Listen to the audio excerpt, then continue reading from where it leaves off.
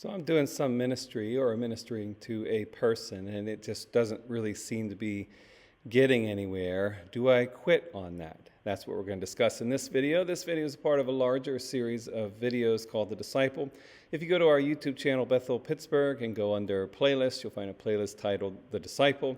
In there, you'll notice that the titles of the videos will say The Disciple, and then it'll give a category and sometimes a subcategory. And all the videos are arranged in category order. This one is under ministry. So how do we serve the Lord and others in ministry? And the question for us is, when things don't seem to be getting anywhere, do I quit or do I keep going? So there's a number of statements on the side of keep going. You think of Matthew 24:13, Jesus said, "He who endures to the end will be saved."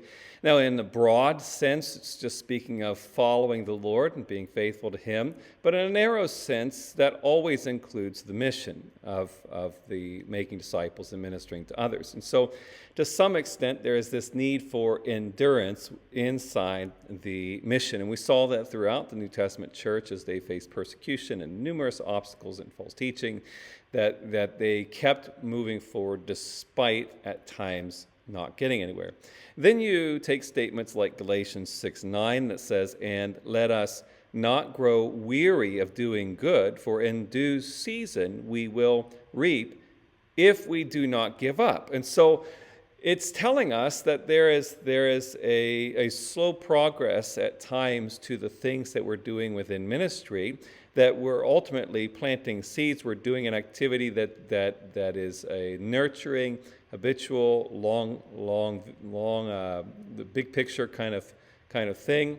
And if we keep moving forward, there will be a benefit, but we have to not quit. And so that means that when I run up against the wall and feel like quitting because it doesn't feel like I'm getting anywhere, that is not necessarily a sign that I should give up.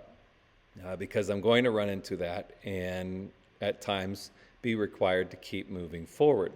Then take things like Luke 8, Jesus' parable of the sower, and how some seed, numerous seeds, because there are more examples of the seeds landing on soil that it ends up being not productive versus the one occasion where it is. And yet we're still called to throw the seed out. And so there's still some measure of limitation to the effectiveness of it. You also factor in statements. Now, most of these verses I'll put in the description below, but this part here where you know that you have in Scripture, it says, "Many are called, but few are chosen," or "Wide is the path that leads to destruction, and narrow is the path that leads to life," or comments throughout the Scripture about the idea of a remnant, that it's always going to be a small percentage of people that are going to be responsive and receptive. And so these are things that I have to keep in mind, that lack of productivity does not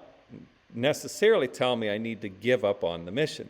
Paul tells Timothy in 2 Timothy 4:2 to preach the word with complete patience, or some translations say with great patience. That is that what I'm trying to produce when I'm ministering to others is going to be slow going, or maybe not going at all for a season. And so, again, we have this context of leaning in favor of not giving up when things don't seem to be going in the right direction. Now, on the other hand, there is a limitation to that. Proverbs 9, 7, and 8 both refer to this idea of not reproving a scoffer. That is, that there are people that are not receptive. Don't talk to them. Don't bother messing with them. They aren't receptive. We see in Matthew 10 where they are told, they're sent out 2 by 2 and instructed that if they go out and people do receive them, that they base their headquarters in that house, and they reach the community through that headquarters. But at the same time, if there is nobody receptive in the city, they are to shake the dust off their feet and move on. And so there is a time to give up on a specific aspect of the mission or on a person. That does not mean that I should give up on the mission in its entirety. It just means that sometimes there's a season to move on.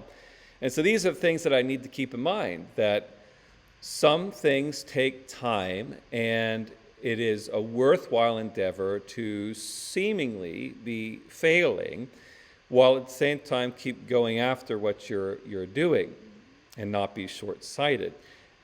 Yet at the same time, it is a waste of time to sow into something that's never going to get anywhere. And so there is some boundary to that. And it's really difficult because it's not like running a business where if there's not enough profit, you just move on. Sometimes there is that kind of financial limitation within the church, but not always. So it's not like a business. Business is, if I'm not making profit, then I'm going to need to move on. Although I think there's some patience with business as well. So I have to evaluate that because I don't want to be wasting my time or God's time where I could be productive elsewhere. But I also don't want to give up on something that God's trying to get to happen and will happen if someone doesn't give up on it. And so how do I know which situation I'm in? I need to be mindful of all of these things and know that these are options here.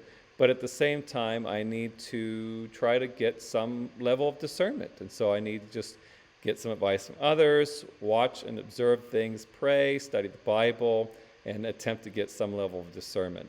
Should I stay at this church, or is it time to move on? Should I keep working with this person, or is it time to move on? Should I keep trying this specific ministry, or should I move on to something else? And it's never quitting ministry entirely. It's just, do I do a different type of thing, or work with different people, or be a part of a different church or a different ministry?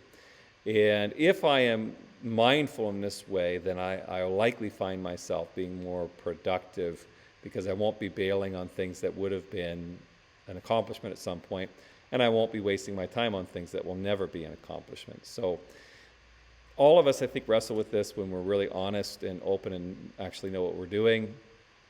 All of us struggle with this kind of decision, but it's very important to be mindful of that. If you have any questions on that, please leave that in the comments below. I'd be glad to answer them. Or if you would like to grow in your faith in person and you live in the Pittsburgh, Pennsylvania area, we would be grateful for you to join us. We meet Wednesdays at 6:30 p.m. and Sundays at 10 a.m. We are at 2501 Staten Street. Or if you can't join us in person, we'd love for you to join us via live streaming. We stream our services live Sunday at 10 a.m. on our YouTube channel, as well as our Facebook page. Both of them are under Bethel Pittsburgh. We hope to see you in either place, but may God richly bless you.